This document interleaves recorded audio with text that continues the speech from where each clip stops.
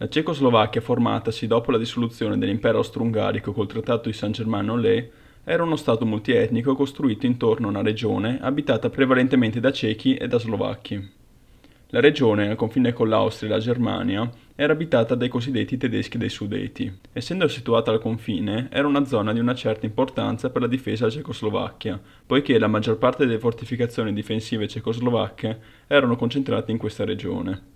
Comunque, altre minoranze linguistiche di lingua ungherese, polacca e rutena si trovavano sparse lungo i confini di tutto lo Stato cecoslovacco. Nessuna di esse gradiva l'atteggiamento dell'elemento ceco, nemmeno i slovacchi, i più vicini ai cechi per lingua e cultura. Questo rendeva fragile lo Stato. Nel marzo 1938 il Terzo Reich si era impossessato dell'Austria con quello che fu chiamato Anschluss.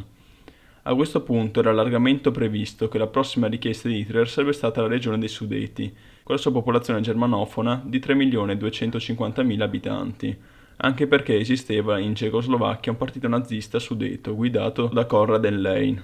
Oltre a voler unire al Reich territori di lingua tedesca, il Führer intendeva già allora perseguire una politica di espansione territoriale verso i territori slavi, l'Ebensbraun in Ostem, se possibile evitando il più lungo possibile uno scontro armato con le potenze nemiche.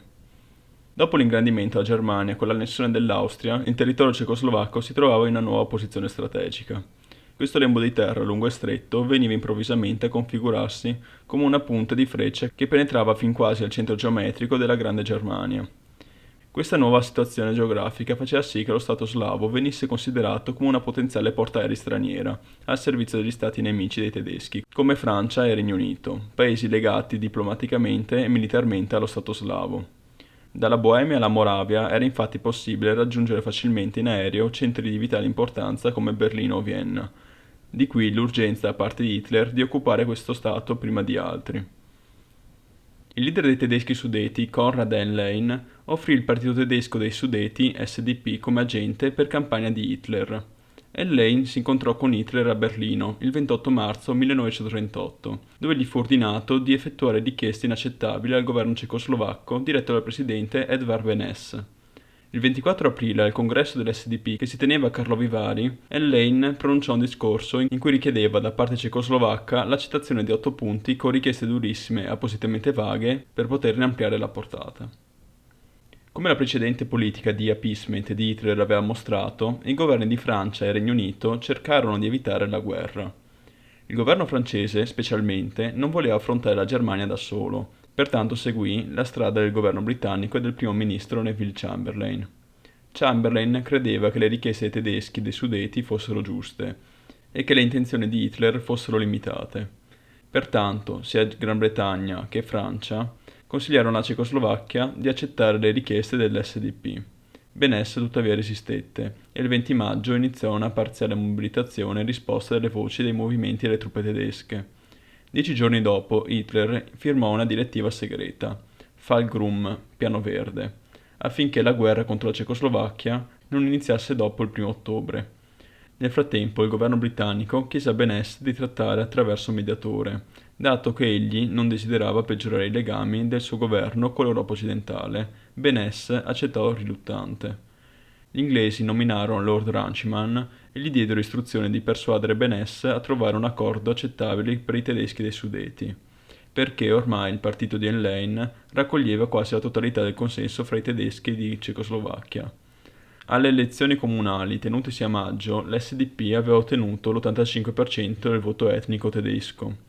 Il 2 settembre Beneš firmò il quarto piano, accettando quasi tutte le richieste dei decreti Karlsbad. Deciso ad ostruire la conciliazione, tuttavia, l'SDP tenne delle manifestazioni che provocarono le azioni della polizia di Ostrava il 7 settembre. I tedeschi dei Sudeti ruppero i negoziati il 13 settembre e da lì partirono le violenze e le distruzioni. Quando le truppe cecoslovacche cercarono di ristabilire l'ordine, Henlein volò in Germania e il 15 settembre emise una proclama che chiedeva l'annessione dei Sudeti da parte della Germania. Nello stesso giorno Hitler incontrò Chamberlain e richiese l'annessione dei Sudeti al Terzo Reich, sotto minaccia di guerra. I cechi, come sosteneva Hitler, stavano deridendo i tedeschi dei Sudeti. Chamberlain riferì le richieste ai governi inglesi e francese e entrambi accettarono. Il governo cecoslovacco resistette, obiettando che la proposta di Hitler avrebbe rovinato l'economia della nazione. Il Regno Unito e la Francia emisero un ultimatum e il 21 settembre la Cecoslovacchia capitolò. Il giorno successivo Hitler aggiunse tuttavia nuove richieste, insistendo sul fatto che fossero soddisfatte le richieste dei tedeschi in Polonia e in Ungheria. La capitolazione cecoslovacca precipitò lo scoppio dell'indignazione della nazione. Nelle manifestazioni i cechi e gli slovacchi chiesero un forte governo militare per difendere l'integrità dello Stato. Fu istituito un nuovo governo dal generale Jan Shirovi e il 23 settembre fu emesso un decreto di mobilitazione generale. L'esercito cecoslovacco, moderno e possessore di un eccellente sistema di fortificazioni al confine, si preparò a combattere. Nel mese di maggio trapelò la notizia, poi smentita, di un probabile attacco tedesco alla Cecoslovacchia, Fall Grun. Di conseguenza Francia, Unione Sovietica e Regno Unito minacciarono di rispondere all'attacco. Il Regno Unito, in cui governava Chamberlain, sostenitore dell'appeasement, non arrivò mai a sostenere un intervento militare e comunicò questa sua posizione con una nota segreta al governo francese di Daladier, ma intraprese una corposa azione diplomatica con Hitler, con più incontri che si svolsero a Berchtesgaden. L'Unione Sovietica non avrebbe partecipato senza la garanzia da parte polacca e rumena di lasciar passare le proprie truppe. La Cecoslovacchia non era dopo tutto uno stato confinante. Così la Francia rimase da sola ad aver concordato un patto di solidarietà coi cecoslovacchi, in virtù del quale sarebbe dovuto intervenire in caso di attacco tedesco, senza provocazione. Nemmeno la piccola intesa poteva essere interrogata a tutela dei territori cecoslovacchi, dato che il patto si riferiva essenzialmente contro l'Ungheria. In un contesto di crescente tensione militare, il 15 settembre Hitler aveva presentato le sue proposte al governo di Praga, da questo rifiutate, perché considerato un ultimatum. L'Unione Sovietica annuncia la propria volontà di giungere in aiuto della Cecoslovacchia.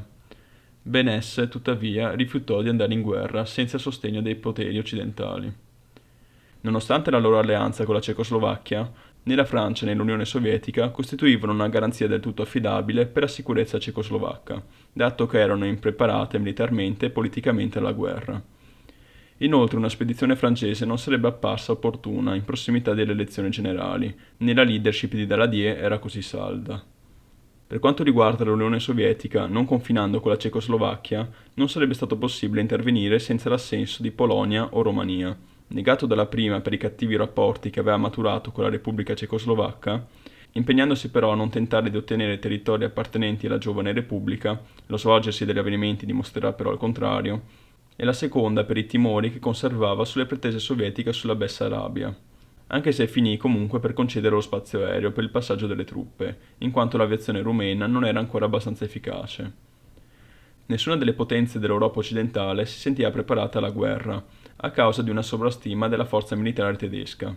Anche Hitler, d'altra parte, sopravvalutava le capacità belliche della Germania e a lungo termine voleva a tutti i costi una guerra di espansione verso est che era certo di poter vincere. D'altro canto, quando i generali della Wehrmacht poterono visionare le difese allestite dell'esercito cecoslovacco, si resero conto che la conquista militare dei territori dei Sudeti non sarebbe stata affatto facile. Hitler fu tuttavia obbligato ad aspettare e perdere l'effetto sorpresa della guerra lampo. Il 28 settembre Chamberlain chiese a Mussolini di intervenire presso Hitler per convincerlo a partecipare a una conferenza che avrebbe affrontato il problema. Dopo giorni di frenetiche trattative, fu costretto ad accettare di discutere del problema nel corso di una conferenza che sarebbe tenuta a Monaco di Baviera e a cui, oltre al Führer e al premio britannico Chamberlain, avrebbero partecipato il primo ministro francese Daladier e Mussolini. Il duce era riuscito a convincere gli interlocutori internazionali a un incontro coi francesi, inglesi e tedeschi, senza il coinvolgimento dello Stato cecoslovacco, poco stimato tanto dai nazisti quanto dai fascisti. Hitler, in principio contrariato, in quanto il piano di una guerra lampo si basava sulla sorpresa, dovette cambiare idea anche per la pressione cui lo sottoponevano Mussolini e Göring. Questa aspettativa permise il riarmo inglese in forma decisiva. Prima della conferenza, Chamberlain e Daladier, primi ministri del Regno Unito e della Francia, non coordinarono i loro sforzi diplomatici e arrivarono piuttosto impreparati alla seduta. Vale invece il contrario per gli altri due partecipanti. Hitler era andato a ricevere Mussolini a Kufstein e l'aveva istruito esattamente su ciò che credeva opportuno proporre. Infatti, mentre il Führer aveva perso fiducia da parte degli alleati franco-inglesi, il duce godeva di un certo credito agli occhi delle democrazie occidentali e poteva quindi fungere da mediatore. La sua posizione era a Monaco di spicco. Tra i tre capi di Stato esteri, Mussolini fu il solo a presentarsi a Monaco in compagnia del suo ministro degli affari esteri, Galeazzo Ciano. La proposta da lui avanzata era in effetti una proposta tedesca, presumibilmente progettata da Göring. Il 30 settembre fu firmato l'accordo. Congiuntamente ad esso furono siglati un annesso, una dichiarazione supplementare e la composizione di una commissione internazionale, aventi lo scopo di definire l'esecuzione. Come proposto dal dittatore italiano, l'accordo sanciva il passaggio nel territorio dei Sudeti alla Germania, a partire dal 10 ottobre successivo. Questa cessione doveva costare alla Cecoslovacchia la perdita di una superficie di oltre 25.000 km², in una regione ricca di risorse minerarie e di vitale importanza militare, in quanto unico baluardo naturale nei confronti di un'eventuale invasione tedesca. La soluzione era incredibile, dato che l'intera infrastruttura tecnica dello Stato, strade, rete elettrica, ferrovie, eccetera, percorreva trasversalmente tutto il paese, ignorando completamente qualsiasi barriera linguistica. I Sudeti e i Cechi avevano passato interi secoli sotto lo stesso tetto, senza che tra loro si fossero sovrapposte frontiere politiche. Il 30 settembre Hitler e Chamberlain firmarono un ulteriore accordo, impegnandosi a risolvere le dispute future fra Germania e Regno Unito tramite mezzi pacifici. Tuttavia questo accordo tra Berlino e Londra venne stipulato il giorno successivo alla partenza di Mussolini, considerato ormai un peso alle democrazie occidentali, perché era diventato il semplice portavoce dei nazisti. Ciò non fece che favorire il rafforzamento dei rapporti tra Italia e Germania, che avrebbe poi portato al patto d'acciaio nel maggio 1939. Chamberlain e Daladier si felicitarono per un accordo che sembrava scongiurare la guerra in Europa. Mussolini riuscì nell'intento di ritardare un conflitto che avrebbe trovato impreparate le forze militari italiane e Hitler si impegnò a non avanzare ulteriori pretese nei confronti della Cecoslovacchia, cioè di non invadere le regioni di lingua slava. Il 5 ottobre Edvard Beneš si dimise da presidente della Cecoslovacchia, rendendosi conto che la caduta della Cecoslovacchia era un fatto compiuto. Poco dopo gli accordi di Monaco, 115.000 cechi e 30.000 tedeschi scapparono nella parte restante della Cecoslovacchia. Secondo l'Istituto di assistenza ai rifugiati, il conteggio effettivo il 1 marzo 1939 era di quasi 150.000 persone. Il capo del governo inglese ritornò in patria e fu accolto trionfalmente come un garante della pace. Tra le poche voci critiche si alzò quella di Winston Churchill, il quale sostenne, in un discorso polemico davanti alla Camera dei Comuni il 5 ottobre, che non si stava profilando la fine di un incubo, ma bensì l'inizio. Come stabilito, Hitler annessi i territori dei Sudeti nell'ottobre 1938. Quasi in contemporanea la Polonia costrinse la Cecoslovacchia a cedere Zieten e la Zaolzie, inviando un ultimatum il 30 settembre, accettato dalla Cecoslovacchia il 1 ottobre. All'inizio del novembre 1938, col primo arbitrato di Vienna, che fu una conseguenza degli accordi di Monaco, la Cecoslovacchia, dopo che non riuscì a giungere a un compromesso con Ungheria e Polonia, fu obbligato da Germania e Italia a cedere la Slovacchia meridionale, un terzo del territorio slovacco, all'Ungheria. Di conseguenza Boemia e Moravia persero circa il 38% della loro area, a favore della Germania, con circa 3,2 milioni di abitanti tedeschi e 75.000 cechi. L'Ungheria ricevette 11.882 km² dalla Slovacchia meridionale e della Rutenia meridionale. Secondo un censimento del 1941, circa l'86,5% della popolazione di questi territori era ungherese. La Polonia, poco dopo il primo arbitrato di Vienna, acquisì la città di Český Těšín, con un'area circostante, circa 960 km², con 250.000 abitanti, principalmente polacchi, e due piccole aree di confine della Slovacchia del Nord, più precisamente nelle regioni di Pis e Orava, 226 km², 4.280 abitanti, solo per lo 0,3% polacchi. La Repubblica Cecoslovacca, fortemente indebolita, fu obbligata a garantire più concessioni ai non cechi. Dopo gli accordi di Monaco, l'esercito cecoslovacco trasferì parte delle sue unità, in origine in terre ceche, verso la Slovacchia, per contrastare i tentativi ungheresi di modificare i confini slovacchi. Il governo cecoslovacco accettò gli accordi di Žilina, stipulato con la formazione con un governo autonomo slovacco con tutti i partiti slovacchi, eccetto i socialdemocratici, il 6 ottobre 1938. Monsignor József Tiso ne fu nominato capo. I soli ministri che rimasero furono quelli della difesa nazionale, degli esteri e delle finanze. In modo del tutto simile, le due principali fazioni della Rutenia subcarpatica, i russofili e gli ucranofili, consentirono l'istituzione di un governo autonomo, costituito l'8 ottobre 1938. Conscia del nazionalismo ucraino, la fazione filo-ucraina, guidata da Augustin Voloshin, ottenne il controllo dei governi locali e la Rutenia subcarpatica cambiò il nome in Ucraina Carpatica. Nel novembre 1938 Emil Laccia, successa a Benesse, fu eletto presidente della Seconda Repubblica, nominata Cecoslovacchia e consistente di 3 parti: Boemia e Moravia, Slovacchia e Ucraina Carpatica. A causa della mancanza di frontiere naturali e avendo perso tutto il costoso sistema di fortificazione di confine, il nuovo Stato era militarmente indifendibile. Nel gennaio 1939 i negoziati tra Germania e Polonia giunsero a uno stallo. Hitler, che puntava alla guerra con la Polonia, necessitava di eliminare prima la Cecoslovacchia. Egli pianificò un'invasione tedesca di Boemia e Moravia per la mattina del 15 marzo. Nel frattempo negoziò con il Partito Popolare Slovacco e con l'Ungheria per preparare lo smembramento della Repubblica, ancora prima dell'invasione. Il 13 marzo invitò Józef Tiso a Berlino per offrirgli l'opportunità di proclamare lo Stato slovacco, separandosi dalla Cecoslovacchia. Così facendo, la Germania sarebbe diventata protettrice della Slovacchia e non avrebbe permesso agli ungheresi di pretendere altri territori slovacchi. Se gli slovacchi non avessero invece accettato la sua proposta, la Germania avrebbe occupato Boemia e Moravia, lasciando la Slovacchia alla mercé degli ungheresi e dei polacchi. Tiso tornò pertanto a Bratislava e il 14 marzo riunì la Dieta slovacca, che dichiarò unanimemente l'indipendenza slovacca. L'Ucraina Carpatica dichiarò anch'essa l'indipendenza, ma le truppe ungheresi la occuparono il 15 marzo. Il 23 marzo occuparono invece la Slovacchia orientale. Hitler convocò il presidente Hacha a Berlino durante le prime ore del 15 marzo. Lo informò sull'imminente invasione tedesca. Minacciando un attacco della Luftwaffe su Praga, Hitler lo persuase a ottenere la capitolazione dell'esercito cecoslovacco. Hacha era debole di cuore, quindi quando ebbe notizie da Hitler svenne. Quando rinvenne, firmò i termini di resa. La mattina del 15 marzo le truppe tedesche entrarono in Boemia e Moravia, non incontrando resistenza.